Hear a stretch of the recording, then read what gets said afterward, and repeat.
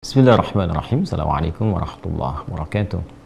Alhamdulillahirrabbilalamin. Wassalatu wassalamu ala rasulillahil karim Nabiyyina wa sayyidina Muhammadinil amin wa ala alihi wa sahbihi ajma'in wa ba'd. Saudara-saudariku, bersyukur pada Allah subhanahu wa ta'ala mengawali perjumpaan kita di malam ini. Kita diberikan kesempatan kembali oleh Allah subhanahu wa ta'ala untuk mengisi kajian Aqsa Al-Quran Sunnah Solution, dan begitu istimewa karena saat ini kita telah memasuki bulan Al-Muharram. Untuk itu kita akan mengisi di kajian malam hari ini dengan pembahasan yang khusus, tema yang spesial terkait dengan tuntunan puasa sunnah Ashura atau puasa sunnah 10 Al-Muharram. Yang kita bahas adalah latar belakang dari tuntunan puasa sunnah ini, kemudian yang kedua adalah cara menunaikannya, dan yang ketiga tentunya hikmah di balik penunaian puasa sunnah Ashura atau 10 Al-Muharram yang dimaksudkan. Untuk itu, karena waktu kita terbatas di pertemuan malam hari ini, kita hanya akan sampai ke waktu Isya, dan ini kajian spesial. Kami harapkan teman-teman bisa fokus kepada tema dan pembahasan tentunya. Dan insya Allah kita akan mengacu kepada kitab-kitab hadis primer untuk menjadikan itu sebagai acuan pembahasan kita di pertemuan kali ini. Teman-teman sekalian, yang pertama kita akan gunakan langsung saja kitab Sahih Al-Bukhari untuk melacak tema yang terkait dengan pembahasan kita tentang puasa Ashura 10 Al-Muharram. Kemudian kita akan gunakan juga kitab hadis yang kedua, yaitu Sahih Muslim. Dan dua-duanya tentu rujukan utama yang otoritatif, baik Sahih Al-Bukhari ataupun Sahih Muslim. Kita akan temukan banyak barangkali di Sahih Muslim pembahasan terkait. Di Sahih Al-Bukhari kita akan juga gali dasar-dasar pokoknya. Langsung saja, di dalam Islam tentu keistimewaan yang kita dapati adalah setiap ibadah itu tidak ada inovasi, kreativitas di dalamnya, tapi tersambung pada tuntunan yang pokok dari Nabi Muhammad SAW yang bersumber tentunya dari perintah Allah Subhanahu wa Ta'ala. Semua terkodifikasikan dengan baik, tersanad dengan kokoh, sehingga apapun yang dikerjakan oleh umat Islam sampai dengan kapanpun, dari era Nabi Muhammad SAW sampai kini, sampai akan datang, semuanya memiliki landasan atau dalil yang sangat kuat dan bersumber dari dua sumber utama, yaitu Al-Quran, yang kedua adalah penjelasannya dari hadis Nabi Muhammad SAW, dan itu yang menjaga otentisitas ajaran Islam. Dan juga ini yang paling utama adalah kesamaan atau keseragaman dalam penunaiannya dimanapun ia berada, siapapun dan kapanpun itu dilakukan. Terkait dengan penunaian ibadah puasa Al-Muharram, tepatnya di 10 Al-Muharram atau puasa Ashura, ini juga bersandar pada ketentuan yang dicontohkan langsung oleh Nabi SAW. Kita lihat dalam dokumen yang sampai kepada kita, yaitu dalam Sahih Al-Bukhari di Kitabus Siyam. Di sini ada 97 topik di Sahih Al-Bukhari itu. Kita akan temukan di topik Kitabus Siyam, teman-teman sekalian, ya, di halaman 281. Kitabus Siyam di Al-Bukhari disebutnya Kitabus Shaum, di hadis Muslim Kitabus Siyam. Ya, topik yang ke-30 ya. Kitabus Shaum, kemudian hadis terkait ada di nomor hadis 1893, betul, halaman 281. Baik, kita bacakan hadisnya. Haddatsana qala, Al-Imam Al-Bukhari menyampaikan pada kita lewat kitabnya ini, beliau mengatakan Haddatsana Qutaibah ibn Sa'id, haddatsana Al-Laits an Yazid ibn Abi Habib, anna Araq ibn Malik haddatsahu anna Arwah akhbarahu an Aisyah radhiyallahu ta'ala anha. Jadi sumber hadis yang terkait dengan penunaian puasa 10 Al-Muharram atau dikenal dengan Ashura itu bersumber dari sahabat mulia sekaligus juga istri Nabi Muhammad SAW dan ibunda kita tercinta, yaitu Sayyidah Aisyah radhiyallahu ta'ala anha. Beliau menyampaikan anna Quraisyan kanat tasumu yawma Ashura fil jahiliyah, thumma amara Rasulullah sallallahu alaihi wasallam bisiyamihi hatta furida Ramadan, wa qala Rasulullah sallallahu alaihi wasallam man syaa'a falyasumhu wa man syaa'a aftara. Baik, disampaikan kisah di sini terkait dengan penunaian puasa Asyura atau 10 Al-Muharram yang dimaksudkan, teman-teman. Ada latar belakang berdasarkan keterangan dari Sayyidah Aisyah bahwa di era Nabi Sallallahu Alaihi Wasallam, bahkan sejak di era jahiliyah saat Nabi awal bertugas di kota Makkah Al-Mukarramah, ditemukan bahwa suku Quraisy itu sudah menunaikan puasa ya di hari ke-10 di bulan Al-Muharram, dikenal dengan puasa Asyura ya, dari kata Asyrah Asyur yang berarti hari ke-10 ya. Jadi orang-orang Quraisy ini sudah terbiasa menunaikan puasa di hari itu, yang nanti ada keterangan lanjutan di hadis lain kita akan temukan, termasuk saat Nabi SAW hijrah ke Yathrib yang kelak menjadi Al-Madinah Al-Munawwarah. Jadi ditemukan oleh Nabi SAW kebiasaan orang-orang Quraisy, suku Quraisy di era jahiliyah telah menunaikan puasa Asyura, maka Nabi pun Sallallahu Alaihi Wasallam menunaikan puasa dimaksud yaitu puasa Asyura. Dan setelah tibanya ya hatta furida Ramadan, setelah tibanya perintah untuk menunaikan kewajiban puasa Ramadan saat hijrah ke Yathrib ya atau Al-Madinah Al-Munawwarah di tahun kedua hijrah, maka Nabi SAW menyampaikan kepada sahabat-sahabat beliau, kepada umatnya, man sya'a falyasumhu wa man sya'a afthar. Siapa yang masih menginginkan menunaikan puasa Asyura ini, silahkan dia tunaikan, tapi siapa yang kemudian juga hendak menunaikan fokus ke Ramadan saja dan tidak berpuasa Asyura ini, maka dia boleh melakukannya. Baik, para ulama sepakat di sini bahwa ini menunjukkan yang pertama tentang awal peristiwa penunaian puasa Asyura ini ya, dari segi waktu tentunya. Kemudian yang kedua adalah menunjukkan kepada isyarat hukum puasa Asyura bila dibandingkan atau dikomparasikan dengan hukum puasa Ramadan, sehingga dari situ kemudian kita akan temukan konsekuensi dari penunaian ini ketika dibandingkan. Ya, kesimpulannya adalah sejak era Nabi Muhammad SAW awal berdakwah, awal bertugas sebagai Nabi dan Rasul, itu telah ditemukan di kabilah Quraisy, di suku Quraisy sejak era jahiliyah kebiasaan menunaikan puasa Asyura, puasa ke-10 ya di bulan Al-Muharram. Ini menunjukkan bahwa ada silsilah penunaian ini yang kita nanti akan lacak di hadis-hadis lainnya, bagaimana kemudian suku Quraisy bisa terbiasa menunaikan puasa dimaksud. Jadi nanti kita akan temukan di aspek pembahasan lain bahwa ada tradisi-tradisi di zaman jahiliyah juga yang nanti disikapi dengan 4 hal dalam syariat Islam. Ya, di antara 4 ini ada yang diteruskan oleh Nabi, diakomodir oleh syariat Islam, karena memang ini juga selain punya sanad ke era-era sebelumnya yang tersambung pada nabi-nabi sebelumnya, juga yang kedua memang memiliki nilai-nilai kebaikan, value-nya positif. Ya, karena itulah kemudian diakomodasi oleh syariat Islam dan diteruskan. Nah, hukumnya nanti bisa berbeda-beda ya. Kebanyakan itu kalau tidak itu mubah diperkenankan atau juga bisa menjadi sunnah. Ya, di antara yang diadopsi ini adalah terkait dengan puasa Asyura, kemudian dilestarikan, bahkan dicontohkan, dilakukan oleh Nabi Sallallahu Alaihi Wasallam, karena nanti kita akan temukan di hadis lain sanadnya juga tersambung pada kebiasaan umat-umat yang lalu sampai ke eranya Nabi Musa alaihissalam. Kita akan temukan itu dalam membahas hadis yang lainnya. Jadi kita bisa dapati bahwa di era-era Nabi awal berdakwah itu suku Quraisy telah menunaikannya, artinya ada kebiasaan yang berlanjut dari sebelumnya sampai ke era Quraisy di masa jahiliyah. Ini menunjukkan juga bahwa ajaran-ajaran nabi-nabi sebelumnya itu bersambung.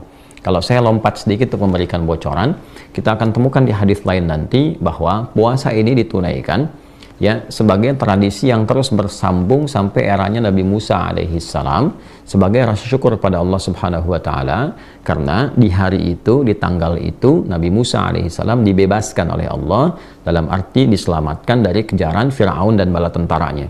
Jadi kejadian yang Firaun ditenggelamkan itu, kemudian diselamatkan Nabi Musa alaihissalam dan pengikutnya pada masa itu dari kejaran Firaun, itu terjadinya di 10 Al-Muharram. Ya, sehingga dikenal dengan Asyura, dari kata Asyra, hari ke-10 di bulan Al-Muharram. Maka untuk mensyukuri peristiwa itu, ya, orang-orang pada masa itu menunaikan puasa sebagai bentuk syukurnya kepada Allah Subhanahu wa taala. Dan ini memang standar dasar ya dalam risalah Islam itu. Islam itu kan tunduk, patuh, taat. Karena itu risalah yang dibawa oleh Nabi Adam alaihissalam sampai Nabi Muhammad SAW itu semuanya disebut dengan Islam, dalam arti kepatuhan, ketundukan, ketaatan kepada Allah Subhanahu wa taala. Nah, dalam konteks menunaikan ketundukan, kepatuhan itu nanti syariatnya disesuaikan dengan eranya masing-masing.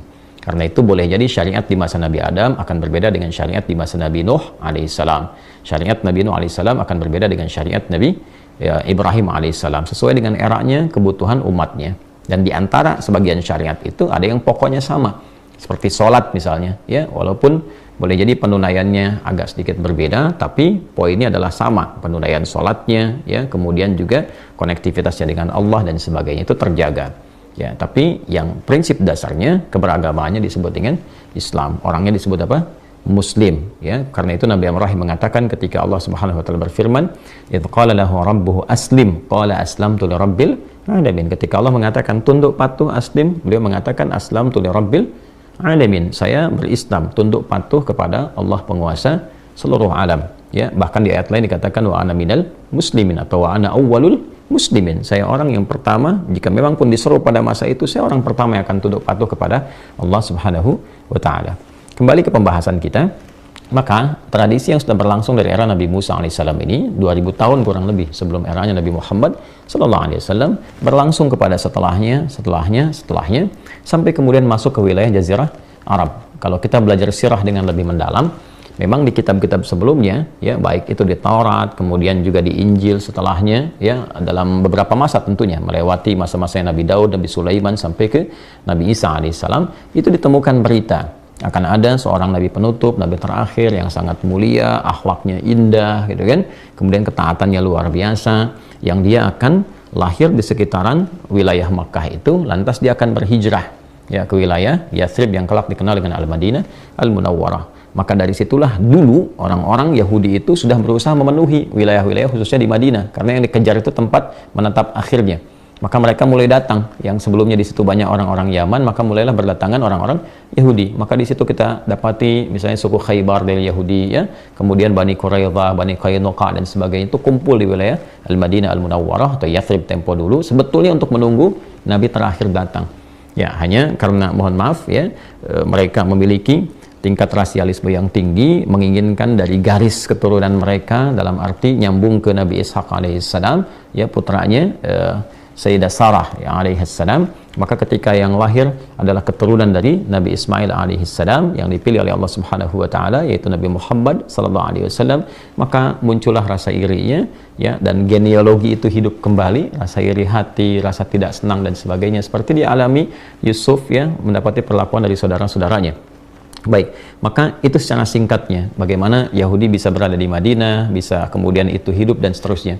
Nah, orang-orang yang di wilayah Makkah ini karena juga mewarisi bagian dari ajaran dan tradisi yang dibawa oleh Nabi Ismail alaihissalam, dan interaksi mereka dengan Yathrib juga begitu tinggi, maka itu masih kemudian terbawa tradisi-tradisi yang kemudian berjalan dari masa-masa yang dahulu. Di antaranya apa? Di antaranya melestarikan puasa Asyura atau hari ke-10 di bulan Al-Muharram. Maka hadis ini menguatkan dokumen yang ditemukan di Sahih Al-Bukhari di topik nomor ke-30 dari 97 topik itu, nomor hadis 1893, rawinya tersambung pada Sayyidah Aisyah radhiyallahu taala anha. Dan metodologi seperti ini nggak akan ditemukan kecuali dalam Islam. Jadi bisa dilacak gitu. Ya.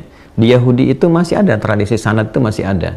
Ya, tapi kalau kita ingin temukan yang paling otentik dalam arti otentisitasnya terjaga, validitasnya bisa dipertanggungjawabkan, ada kriteria sampai menunjukkan yang sahih, dhaif, ini yang diduga bermasalah, ini yang matruk, ini yang mungkar, ini yang mu'dhal dan seterusnya, itu kita akan temukan hanya di dalam dokumentasi Islam, ya, dengan sisi keilmuan yang sangat ketat.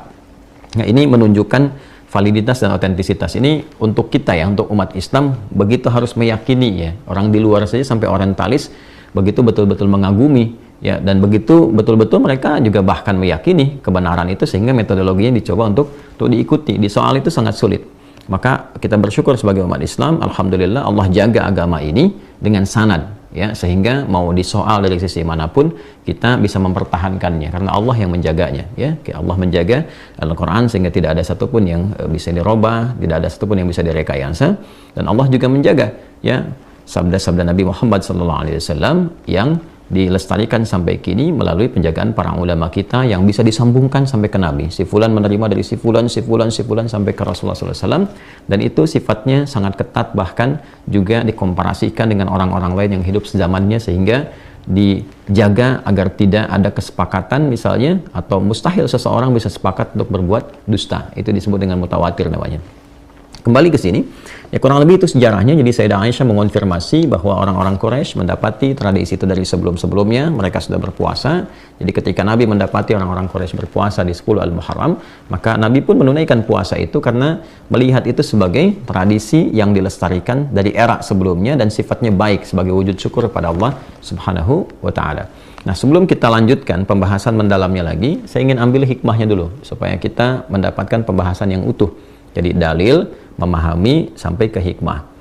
Nah, hikmah yang paling pokok ya dari awal sejarah ini tentang puasa Asyura ini adalah bagaimana seseorang itu ketika mendapatkan nikmat dari Allah Subhanahu wa Ta'ala itu ingat kepada pemberinya, ingat kepada Allah.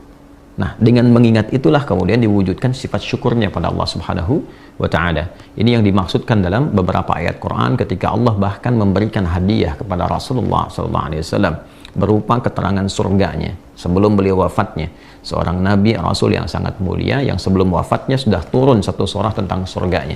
Itu surah Al-Kautsar. Ya, ketika Allah berfirman, A'udzubillahi minasyaitonirrajim, Bismillahirrahmanirrahim, Inna a'tainakal kautsar. Ya, dengan keagunganku kata Allah, yang menggunakan ta'zimun nafsi li ta'zimi sya'ni, dengan keagunganku aku akan berikan anugerah, aku tetapkan kepadamu sesuatu yang sangat agung, sangat tinggi nilainya. Kautsar jamaah dari kata kafrah, yang banyak sekali karunia-Nya, banyak kenikmatannya tak terlukiskan, ya. Tapi Allah berikan satu pengajaran yang sangat luar biasa. Ketika Nabi SAW diberikan kenikmatan yang begitu melimpah, surga yang paling indah, yang paling komplit, ya, sampai di surat Ad-Duha itu sampai dikatakan fatarda, sampai engkau mengatakan saya ridha, saya puas ya Allah. Ya, padahal urusan nikmat itu, ya, tipikal manusia itu gak akan mengatakan puas. Dikasih sepeda, pengen motor, dikasih motor, pengen mobil. Tapi di surga ini, saking nikmat luar biasanya, sampai mengatakan fatarba, ya kan? Engkau akan mengatakan, saya ridha ya Allah, saya puas. Tapi apa adabnya setelah mendapatkan itu? Fasalli li rabbika wanhar. Ya, maka ketika mendapatkan nikmat itu, ya, bukan sekedar terima kasih, bersyukur, senang, atau merasa sudah mendapatkan jaminan surga, lantas berbuat, ya apa saja yang diingini, tidak. Tapi Allah melatih adab di situ. Fasalli, maka sholatlah, perbanyaklah konektivitas dengan Allah, tersambung, jangan sampai punya hubungan yang tidak baik. Ya, baik itu secara fisikal, sholat kan menggunakan, ya, ibadah itu menggunakan fisik kan, ya, wanhar, dan berkurbanlah, atau menggunakan ibadah harta. Ya, jadi ketika Allah tambahkan harta, diberikan kenikmatan, syukuri dengan harta itu seperti Allah perintahkan. Ya, ketika Allah berikan kesehatan, koneksikan diri kita dengan Allah. Ketika Allah berikan nikmat yang begitu berlimpah. Nah, pelajaran di puasa Asyura ini memberikan kesan yang serupa. Ketika Nabi Musa alaihissalam diselamatkan dan kaumnya dari kejaran, bahkan ancaman, ya, eksekusi dari Firaun dan bala tentaranya itu, maka yang pertama dilakukan apa? Ketika diselamatkan, mereka mensyukuri semua nikmat itu dan mengoneksikan itu dengan Allah Subhanahu wa Ta'ala. Ya, membangun hubungan baik dengan Allah. Ini pelajaran besarnya. Jadi jangan sampai ada orang juga menunaikan puasa Asyura tapi lupa dengan Allah. Itu poinnya. Ya, berapa banyak Anda yang diberikan kenikmatan harta oleh Allah? Apakah sudah mengingat Allah atau belum? Bagaimana dengan sholatnya yang walaupun tuh nggak usah bayar gitu? Allah sudah kasih Anda rumah yang begitu mewah, mobil yang sangat luar biasa, kehidupan luar biasa. Sampai seringkali Anda bikin konten untuk menunjukkan Anda berhasil ini dan itu, atau Anda tidak bikin pun Anda merasakan kenikmatannya. Tapi bagaimana hubungan Anda dengan Allah yang bahkan tidak menggunakan uang pun kadang-kadang masih malas untuk dilakukan? Maka bertakwalah pada Allah Subhanahu wa Ta'ala. Ketika Rasulullah SAW diberikan surga saja, perintah Allah pertamanya apa? Jaga hubungan baikmu dengan Allah, tingkatkan sholatmu. Itu yang menjadikan Nabi bangun malam sampai bengkak kakinya, sampai ketika ditanya oleh Sayyidah Aisyah radhiyallahu ta'ala anha, kenapa mesti begini ya Rasulullah SAW? Ya, au kama qalat. Maka apa Nabi yang dijawab oleh beliau SAW? Afala akunu abdan syakura. Itu jawaban indahnya. Apa nggak boleh aku menjadi hamba yang bersyukur? Itu kalimatnya. Ya, apa nggak boleh aku menjadi hamba yang bersyukur? Jadi Nabi mengekspresikan, ya, sifat syukurnya kepada Allah dengan meningkatkan ibadahnya. Sholat nggak bayar, apa nggak boleh ditambah gitu kan? Sementara Allah berikan sesuatu yang bahkan kalau kita kumpulkan amal kita nggak akan sanggup menandingi pemberian Allah itu. Ya, nggak akan cukup. Kalau bukan karena rahmat Allah, itu nggak akan bisa menandingi itu semua. Itu poinnya. Jadi jangan sampai Allah berikan anugerah, ada yang dapat misalnya promosi jabatan, Masya Allah, ya, teman-teman dapat promosi jabatan di birokrasi kah, di institusi kah, di militer kah, TNI, Polri-nya, di birokrasi misalnya dan sebagainya. Ya, ingat, Kalau SK-nya bukan dari Allah yang menghendaki, nggak akan jadi itu. Ya kan? Dengan jabatan itu sudah kenal Allah belum? Sudah tersambung belum? Ini poinnya. Jadi bukan sekedar babnya Anda menahan lapar, haus dari mulai subuh sampai dengan datang maghrib, tidak. Bagaimana ibadahnya meningkat nggak? Minimal sholatnya. Ya kan? Nah ini, pun demikian dengan diberikan nikmat harta, nikmat pengetahuan. Jaga hubungan dengan Allah. Sholat. Bagaimana baca Qur'annya. Baru kemudian masuk kepada bab hartanya. Bagaimana sedekahnya dan sebagainya. Itu poinnya. Jadi ini dasar pertama kali yang ingin saya sampaikan bahwa ada tradisi-tradisi baik yang diakomodir, tapi pesan moral dan hikmah yang dibawa dari situ adalah bagaimana membangun kedekatan dengan Allah Subhanahu wa Ta'ala. Ini dasar pertamanya ya, sebelum kita bicara ke teknisnya. Jadi saya senang membahas itu lebih runtut, lebih dalam, sehingga kita bisa mendapatkan secara komprehensif pemaknaan dari setiap ibadah yang kita lakukan.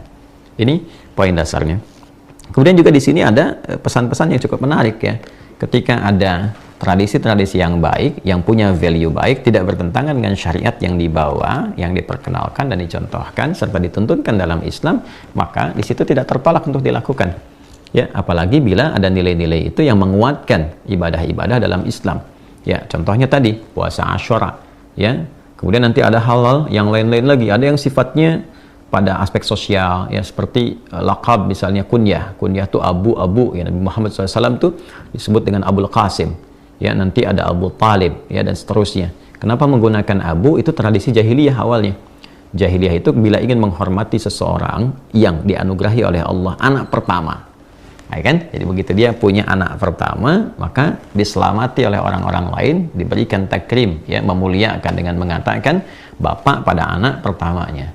Misalnya anak pertama Rasulullah SAW Al-Qasim, maka dikenal dengan Abul Qasim.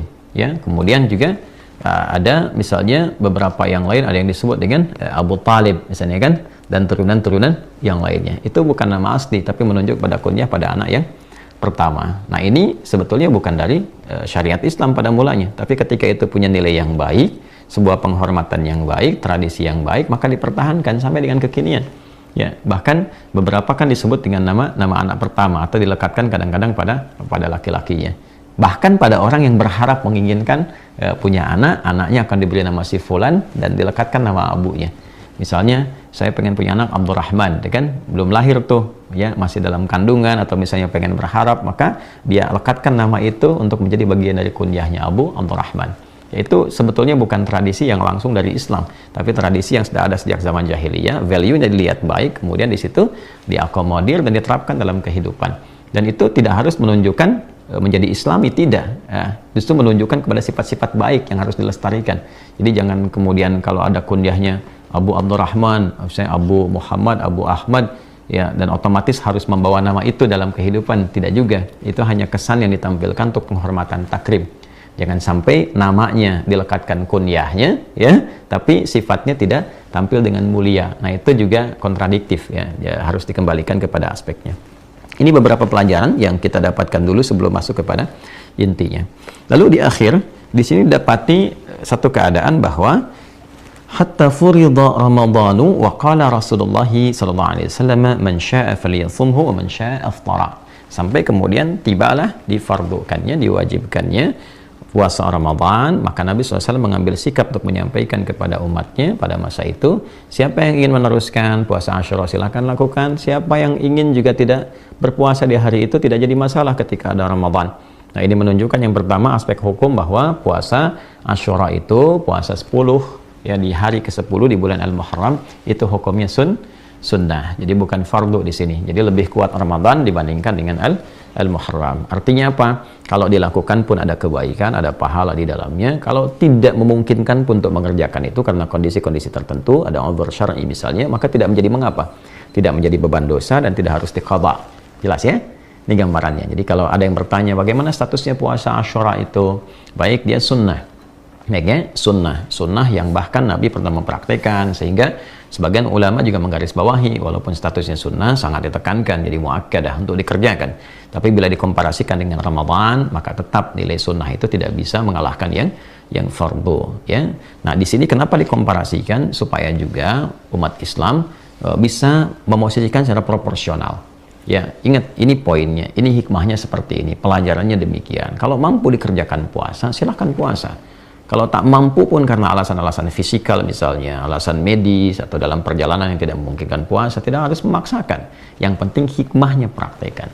Di hari yang sama kita berlatih untuk membangun hubungan dengan Allah lebih baik, meningkatkan sholat, meningkatkan zikir, meningkatkan sedekah, itu poinnya. Ya, sisi lain ada yang puasa, optimalkan juga hikmahnya tadi.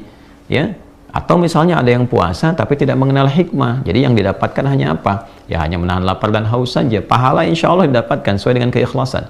Jadi Islam itu ada pahala yang bisa diambil dari konsep pemenuhan rukun dan syarat. Begitu kita tunaikan amalnya, ikhlas kita tunaikan, berusaha sepenuh hati kita tunaikan karena Allah, dapat pahala di sini.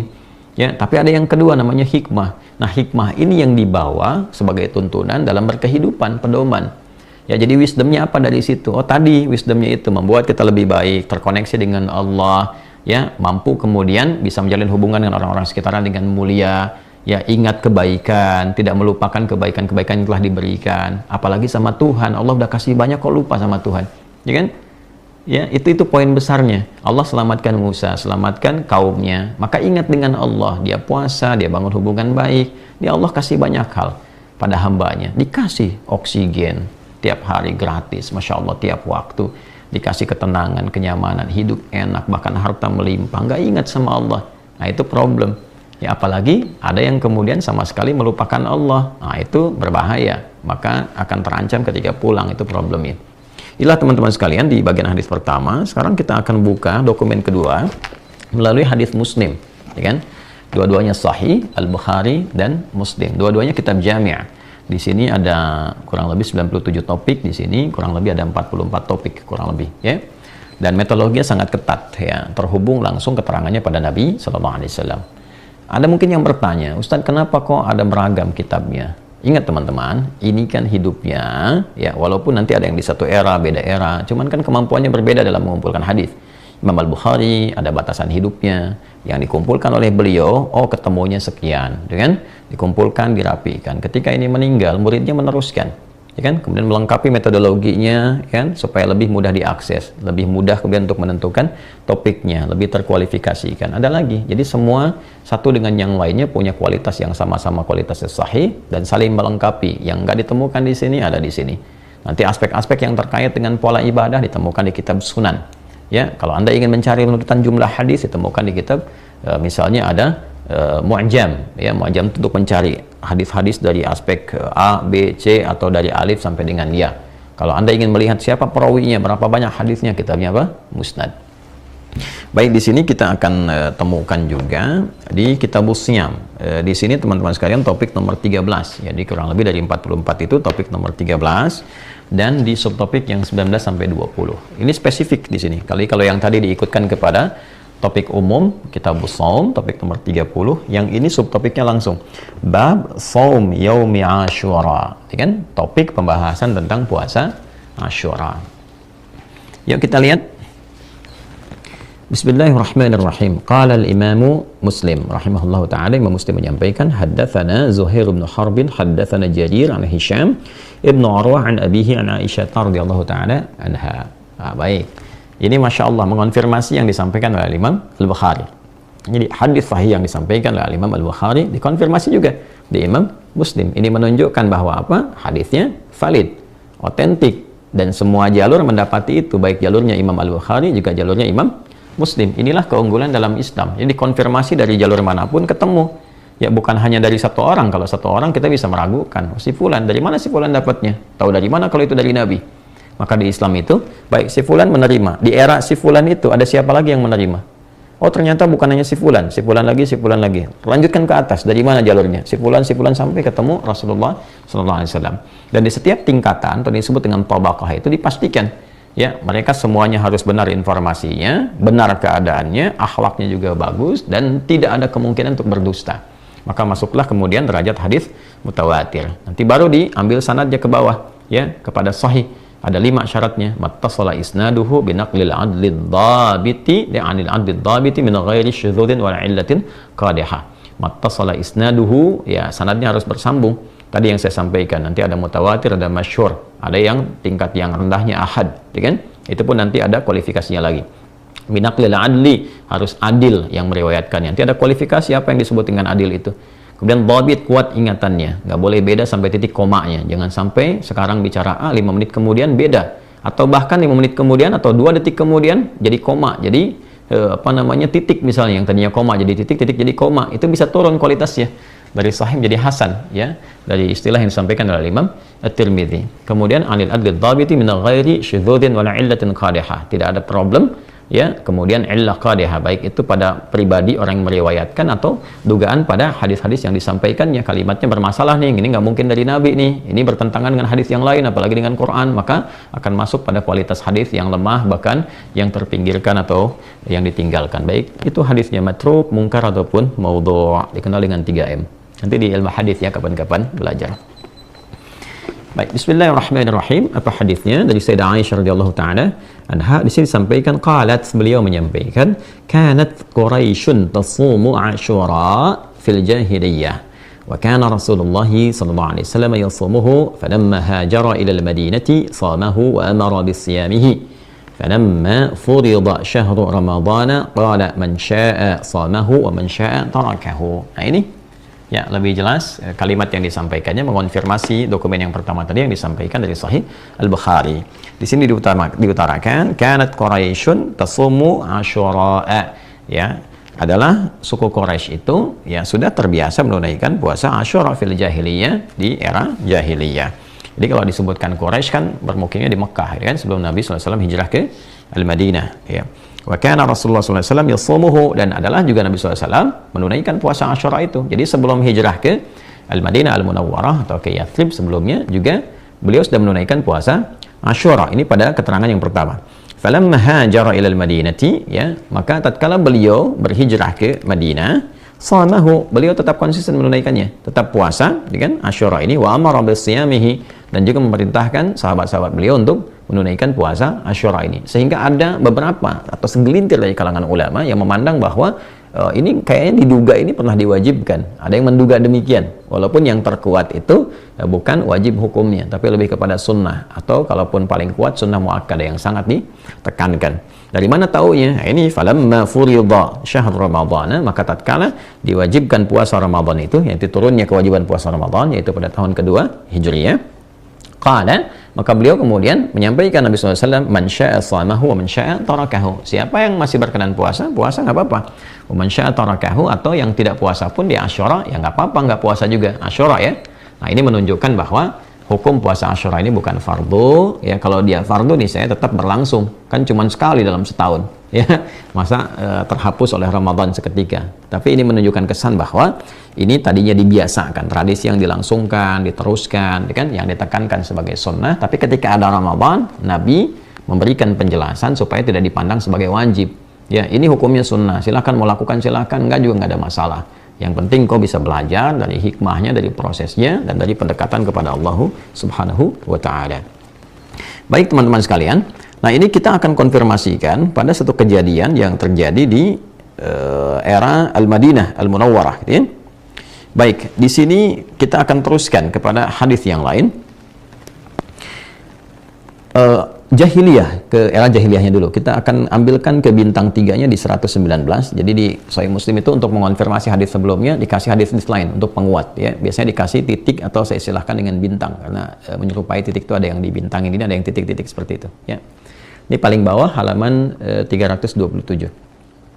Qala al-Imam Muslim, ya, rahimahullahu ta'ala, wa haddathana Abu Quraib haddathana Abu Usama 'an al-Walid yani Ibn Katsir haddathani Nafi' anna Abdullah ibn Umar radhiyallahu ta'ala anhuma. Ini konfirmasi didapatkan dari putranya Umar bin Khattab radhiyallahu ta'ala anhu, yaitu Ibn Umar, Abdullah bin Umar radhiyallahu ta'ala anhuma. Haddathahu annahu sami'a Rasulullah sallallahu alaihi wasallam, bahwa beliau mendengar Rasulullah sallallahu alaihi wasallam yaqul, pernah bersabda, fi yaumi Asyura, tepat di hari 10 Al-Muharram itu, inna hadha yaumun kana yasumuhu ahlul jahiliyah, faman ahabba an yasumahu falyasumhu wa man ahabba an yatrukahu falyatrukhu. Baik, ini konfirmasi yang tadi saya sampaikan. Jadi Nabi SAW menegaskan bahwa hari ini, ya, adalah hari yang orang-orang jahiliyah itu, maksud suku Quraisy yang tadi dimaksudkan di hadis sebelumnya, menunaikan puasa. Jadi di hari ini ada tradisi orang-orang jahiliyah itu berpuasa. Maka kata Nabi, maka siapa yang menginginkan juga puasa, senang puasa di hari ini, silakan puasa. Dan siapa yang tidak menginginkan puasa, ya nggak ada masalah, kata Nabi demikian.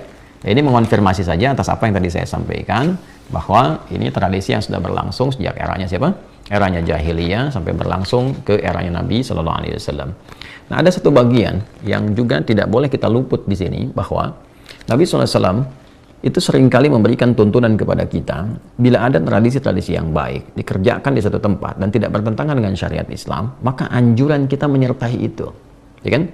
Supaya apa? Memberikan kebahagiaan, kesenangan, dan penerimaan ya kepada nilai-nilai yang berlangsung di sana, dan kita pun ikut di dalamnya. Sehingga di situ terjadi guyub, kebahagiaan, kesenangan, tidak terasa asing, gitu kan?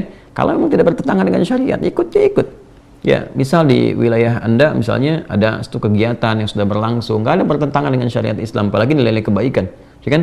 Apakah itu misalnya taruhlah kegiatan-kegiatan sifatnya olahraga atau sifatnya kebersihan yang mungkin Anda bisa hadir di dalamnya, ya kan? Atau hal-hal yang umum yang tidak ada juga pertentangannya dengan syariat misalnya, ya kan? Nah, ketika itu hadir dan Anda masuk sebagai orang baru bisa di dalam wilayah itu dan tidak ada pertentangannya, maka disarankan dalam Islam itu untuk hadir bersama, membersamai di situ supaya suasananya hidup, suasananya guyub, tenang, tentram, kedamaian didapatkan. Itulah syariat, itulah Islam. Ya, jadi itu cara menatapnya demikian. Nah, bila ada sesuatu yang kurang baik yang dirasakan, ya bila bisa diisi, dirubah dengan yang lebih baik, maka itu step selanjutnya yang disarankan. Seperti kasusnya akikah. Dulu kan kalau ada orang lahir di era jahiliyah itu dipotongkan hewan, kambing misalnya, nanti darahnya dioles-oles.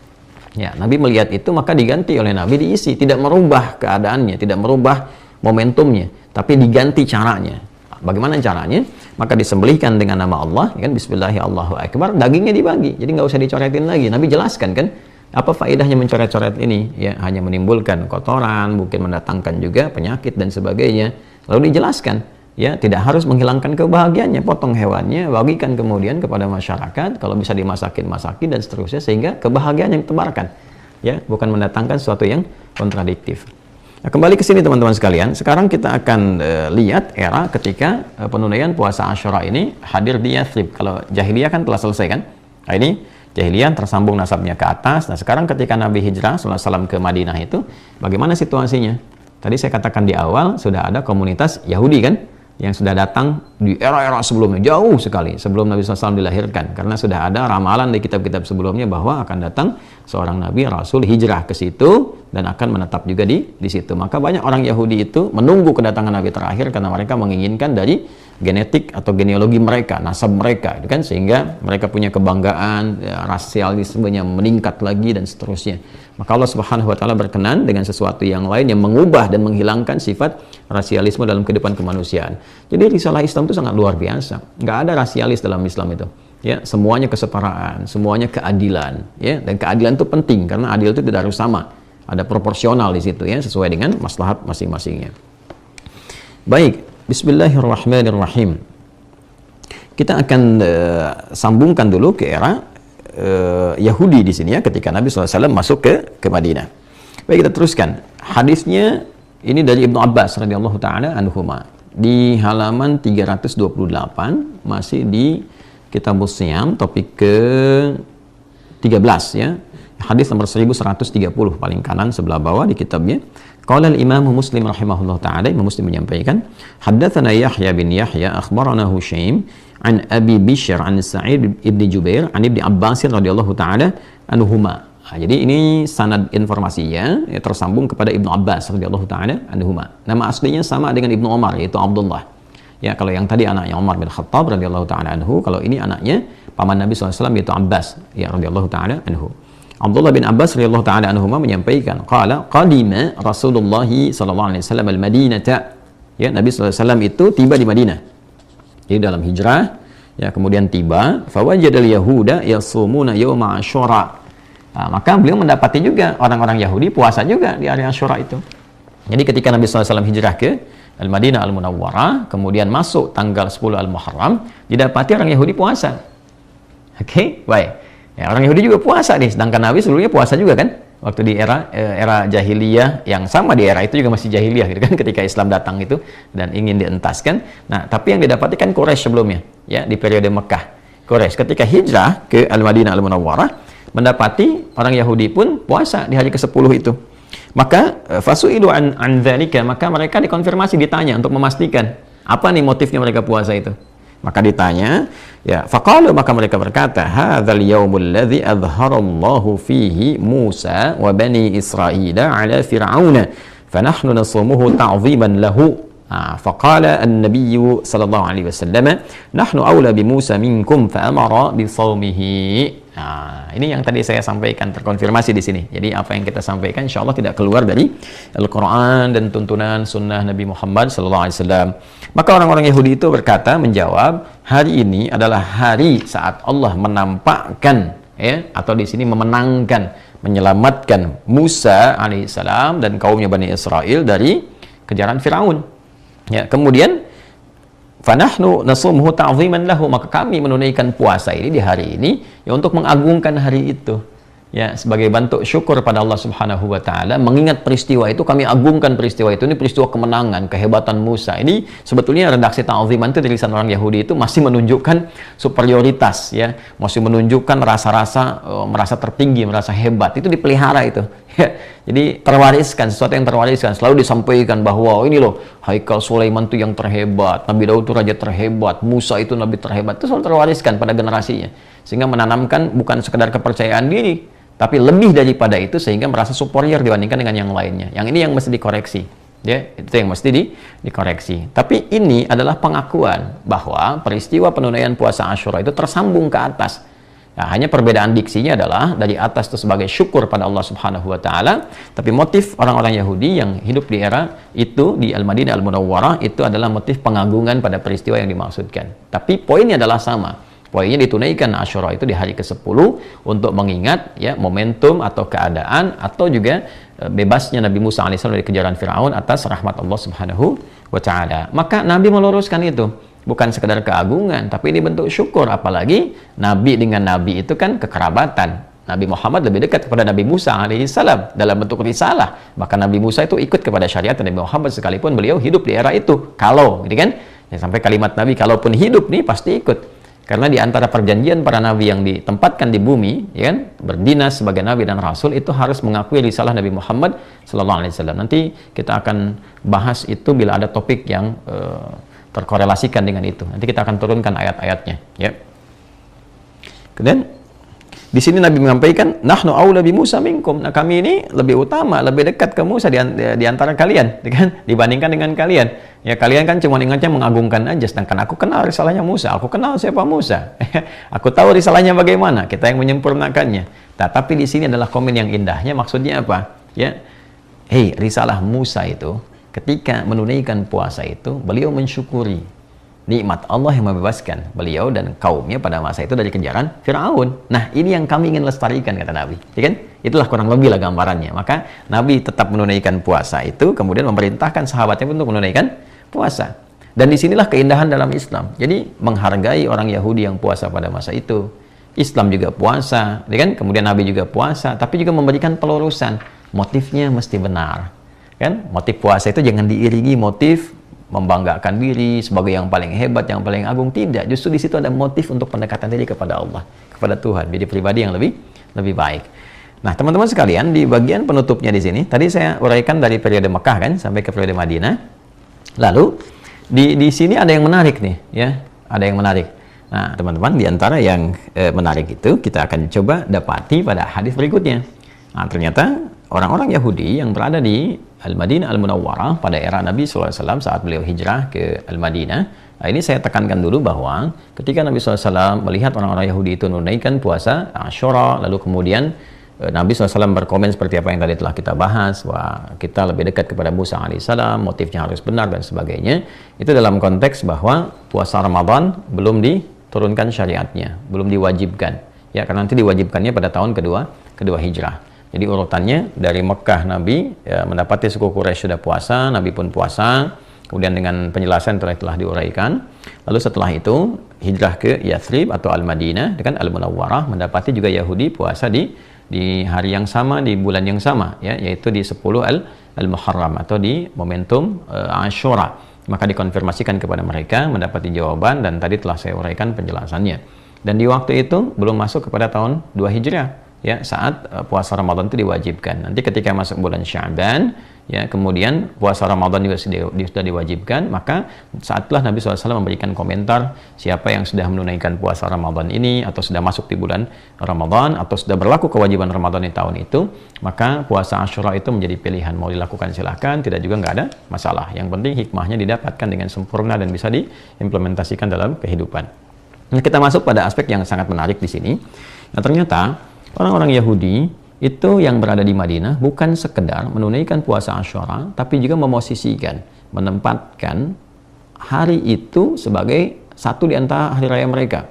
Ya, yang saat itu mereka memakai pakaian-pakaian bagus, perempuannya pakai perhiasan dan sebagainya untuk mengenang masa pengagungan. Jadi mereka menggambarkan keagungan dimaksud itu bukan sekedar ditunaikan dalam bentuk puasa secara spiritual, tapi juga ditampakkan. Ya, ditampakkan dalam bentuk kegembiraan, ya, bentuknya raya mereka, dan juga menggunakan pakaian-pakaian perhiasan-hiasan.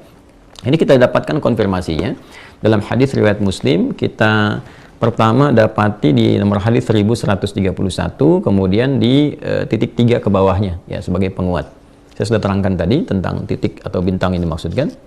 Bismillahirrahmanirrahim. Qala al-Imam Muslim wa haddatsana Abu Bakar ibnu Abi Syaibah wa ibnu Numair qala haddatsana Abu Usamah an Abi Umaysh an Qais ibn Muslim an Tariq ibn Shihab an Abi Musa radhiyallahu taala anhu. Ini dari sahabat Abu Musa radhiyallahu taala anhu, ya, qala, beliau menyampaikan, kana yaumu Asyura yauman tu'azzimuhu al-yahudu tattakhidhuhu 'idan. Ya.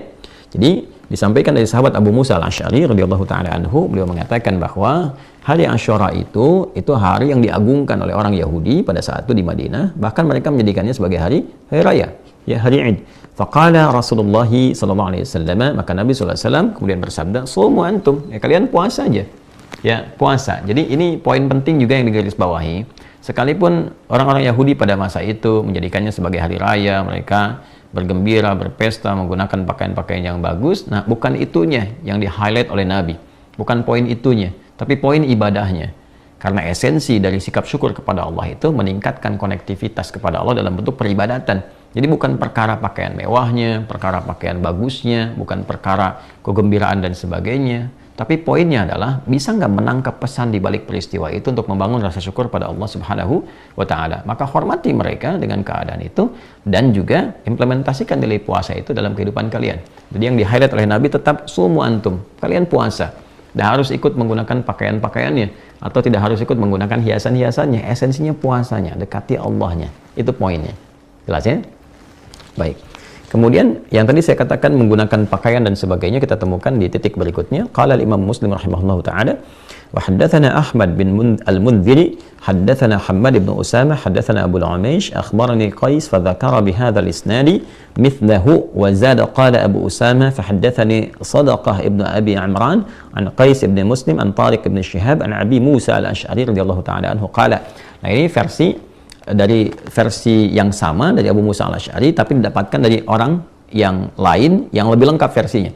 Ya, jadi inilah keindahan dalam Islam. Kalau kita nyebut di 3 orang kan kadang redaksi beda-beda kan. Ada yang menyampaikan pendek, menengah, ada yang lebih lengkap. Nah, ini dari orang yang mendengar lebih lengkap dari Abu Musa al-Asy'ari. Qala kana ahlu Khaybar yasumuna yawma Asyura yattakhidhunahu 'idan wa yulbisuna nisa'ahum fihi huliyahum wa syaratahum. Ya. Kemudian faqala Rasulullah sallallahu alaihi wasallam fasumu antum. Di sini disampaikan bahwa ahlu Khaybar, jadi kalangan orang Yahudi dari suku Khaybar, jadi ada Khaybar, Bani Qainuqa, ya, Bani Uqab dan sebagainya. Ini yang Khaybar, yang punya benteng besar itu, yang kelak nanti ada peristiwa di dalamnya. Itu kalau sudah masuk ke hari Asyura, mereka berpesta menjadikannya sebagai raya, dan perempuan-perempuannya didandani, ya, pakai pakaian-pakaian, hiasan-hiasan dan sebagainya. Lalu disampaikan kepada Nabi sallallahu alaihi wasallam, Nabi berkomentar apa? Tetap konsisten, sumu antum, antum puasanya ya. Puasanya aja, bukan pestanya, bukan ramenya. Jangan sampai engkau berpesta, senang pesta, tapi nggak ingat Allah. Ayo, yang tiap akhir pekan tuh pesta-pesta, ya kan? Yang udah dikasih proyek, kasih harta, kasih jabatan, tapi lupa sama Allah yang menitipkan, yang akan dihisab. Malah diisinya dengan apa? Dengan pesta pora, datang ke tempat hiburan, bahkan ada yang maksiat. Wa na'udzubillahi min dzalik, ya kan? Maka mungkin dengan ceramah ini, mungkin dengan tausiah ini ada pencerahan yang menyadarkan. Mungkin karena belum tahu, belum paham, belum kenal dengan Allah. Maka dengan itulah diingatkan, innaka mayyitun. Ya, ya ish ma syi'ta fa innaka mayyit. Ingat pesannya bahwa silahkan hidup seperti apapun, tapi kita ini calon meninggal, itu silahkan pulang kembali kepada Allah. Jangan sampai saat pulang nggak kenal Allah. Itu poinnya. Nah, ada peristiwa teman-teman sekalian, ini bagian terakhir dari hadis yang akan disampaikan, bahwa ketika melihat orang-orang Islam juga puasa, sebagian orang Yahudi komen. Nah, ini kalau merasa tinggi itu komen juga lain, ya. Maka sebagian mereka mengatakan, ya orang-orang Islam itu hanya ikut kita aja katanya, ya kan? Nggak punya syariat, nggak punya tuntunan. Kita puasa, mereka ikut puasa, ya kan? Maka ketika mendengar itu diadukan kepada Nabi Sallallahu Alaihi Wasallam, maka kita dapatkan dalam hadis ini subtopik nomor 20, bab ayyu yaumin yusamu fi Asyura. Sebetulnya di hari apa puasa yang ditunaikan di Asyura itu? Apakah 10-nya atau ada yang lainnya? Maka di hadis nomor 1134 disampaikan, ya kan? Qala Imam Muslim rahimahullahu taala, Imam Muslim menyampaikan, haddatsana Al-Hasan bin Ali Al-Hulwani, haddatsana Ibnu Abi Maryam, haddatsana Yahya bin Ayyub, haddatsana Ismail bin Umayyah annahu sami'a Aba Ghatafana ibn Turaif Al-Murdiyya yaqulu sami'tu Abdullah bin Abbas. Ini sanadnya ke Abdullah bin Abbas radhiyallahu taala anhuma. Yaqulu, beliau berkata, hina shama Rasulullah sallallahu alaihi wasallam yaum Asyura wa amara bisiyamihi. Ketika Nabi sallallahu alaihi wasallam menunaikan puasa Asyura dan memerintahkan para sahabat menunaikan puasa itu juga, qalu, mereka kemudian menyampaikan, ya Rasulullah, wa ya Rasulullah, innahu yaumun yu'azzimuhu al-yahudu wan nasara. Maka para sahabat mengonfirmasikan karena ada kejadian tadi yang saya sampaikan, ya Rasulullah, itu hari itu diagung-agungkan oleh Yahudi dan juga diikuti oleh Nasrani. Bagaimana kami bersikap? Maksudnya di hari ke-10 itu bukan hanya puasa, tapi mereka menjadikan Id, mengagungkannya, ya, kemudian berkomentar seperti tadi yang disampaikan. Itu nanti dalam riwayat lain ya, kita akan temukan karena waktu kita terbatas. Maka apa jawaban Nabi? Qala Rasulullah sallallahu alaihi wasallam, Nabi sallallahu alaihi wasallam bersabda, "Fa idza kana al-'amul muqbil, insyaallah sumna al-yawm at-tasi'." Maka komen Nabi, nanti kalau memang tahun depan itu masih ada peluang. Dan kalimat ini digarisbawahi oleh para ulama. Nabi sudah merasakan bahwa ini periode terakhir beliau berkehidupan untuk berdakwah bersamai umatnya yang hidup di era itu, untuk kemudian menanamkan legasi sunnah-sunnah beliau, menjelaskan kandungan Quran yang akan terus abadi sampai kehidupan ini berakhir, sampai kembali pada Allah Subhanahu wa Ta'ala. Beliau merasakan boleh jadi tahun depan ini mungkin tidak membersamai. Makanya beliau mengatakan fa idza kana al-'amul muqbil, di sini diselipkan insyaallah sumnal yaumat tasi'. Memang kalau dapat lagi tahun berikutnya, ya kita mulai dari hari yang ke-9. Nah, komentar Nabi ini ketika mengatakan hari yang ke-9, kemudian disyarah oleh para ulama, diberikan penjelasan. Jadi mukhalifatan lil Yahud, untuk menjadi pembeda dengan Yahudi. Maksudnya apa? Ya, pembeda di sini bukan sekedar ingin beda, ini begini kita beda, bukan begitu. Ini ingin memberikan kesan bahwa tidak seperti yang mereka duga, tidak seperti yang kemudian mereka tuduhkan. Ya, jadi menghindari tuduhan dengan mengerjakan sesuatu yang lebih baik itu lebih elegan, lebih elok dibandingkan dengan membalas dengan cercaan.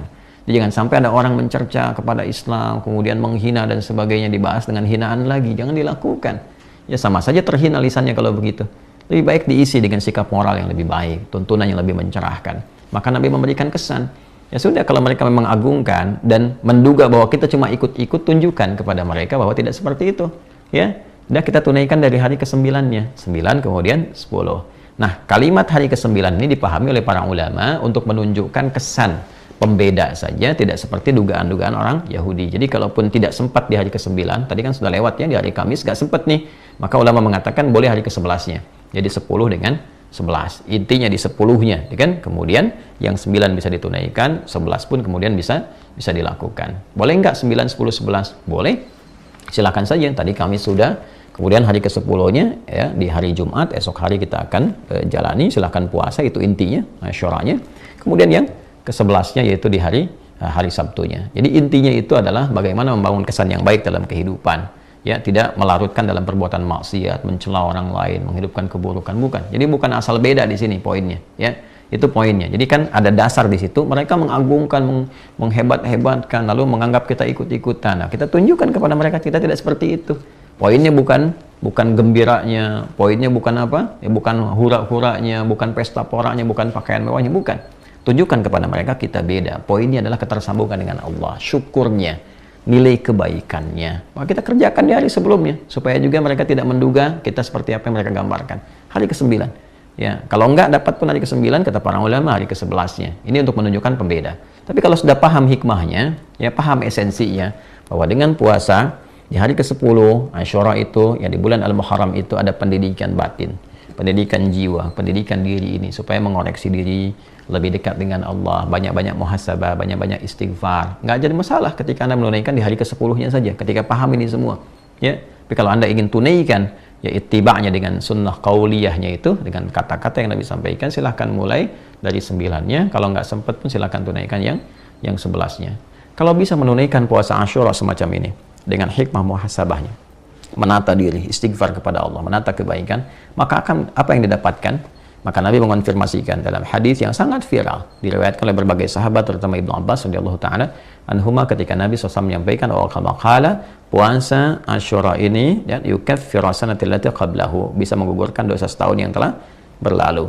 Ya, setahun ini tentunya kalau diistighfari, banyak dimuhasabahi, ya. Apalagi kalau kita mencoba untuk melampaui itu semua ke belakang, dari sejak balik ingat lagi bagaimana hubungan dengan Allah, salatnya, baca Qur'annya, kemudian juga yang lain-lainnya, hubungan dengan manusia, dengan orang tua, dengan kerabat dan sebagainya. Kemudian kita koreksi diri di situ untuk mendekatkan diri kepada Allah, berniat membangun kebaikan. Maka ini yang menjadikan diri kita lebih baik. Maka keberhasilan puasa Asyura ini adalah hadirnya sikap transformatif berupa baik itu karakter moral yang baik yang mengantarkan pada karakter kinerja yang mulia. Dia menjadi pribadi yang lebih baik, pribadi lebih mulia, pribadi yang mencerahkan dan membangun hubungan yang berkesan dengan siapapun yang berinteraksi dalam kehidupan. Itulah teman-teman tentang puasa Asyura. Kali ini edisi spesial, kita hanya akan berhenti di saat ini saja dan sudah akan tiba waktu Isya. Semoga Allah Subhanahu wa taala merahmati kita, membersamai kita dalam kebaikan, menuntun kita sampai husnul khatimah dalam keadaan yang baik, dan memberi kesempatan untuk menunaikan puasa Asyura ini dengan segala hikmah yang bisa kita implementasikan sebagai hamba Allah yang baik dalam kehidupan. Teman-teman, sebelum saya tutup, saya tidak bosan mengingatkan untuk meningkatkan amal soleh kita. Ada peluang teman-teman untuk melengkapi amal soleh ini dengan berwakaf melalui pesantren Mira, Ma'had Islam Rafiah Akhir, khususnya untuk melengkapi, menyempurnakan asrama dan masjid yang kita akan optimalkan di 2 bulan ini agar dapat diselesaikan dengan baik. Teman-teman bisa salurkan ke rekening Bank Syariah Indonesia, BSI Bank Syariah Indonesia, nomor 111 3 kali satunya 111 4444 142 1114444 142 atas nama Yayasan Ma'had Islam Rafi'ah Akhir. Demikian, semoga berkenan. Allahumma taqabbal minna innaka antas sami'ul alim wa tub 'alaina innaka antat tawwabur rahim. Allahumma barik lana fi umurina wa fi amrina waj'alna min ibadikas salihin waj'al baqiyata hayatina hayatan thayyibah wa akhir wafatina husnul khatimah. Wa sallallahu ala nabiyyina Muhammad wa ala alihi wa sahbihi ajma'in. Wa akhiru da'wana subhanakallahumma wa bihamdika nashhadu an la ilaha illa anta nastaghfiruka wa natubu ilaik. Alhamdulillahirabbil alamin. Assalamualaikum warahmatullahi wabarakatuh.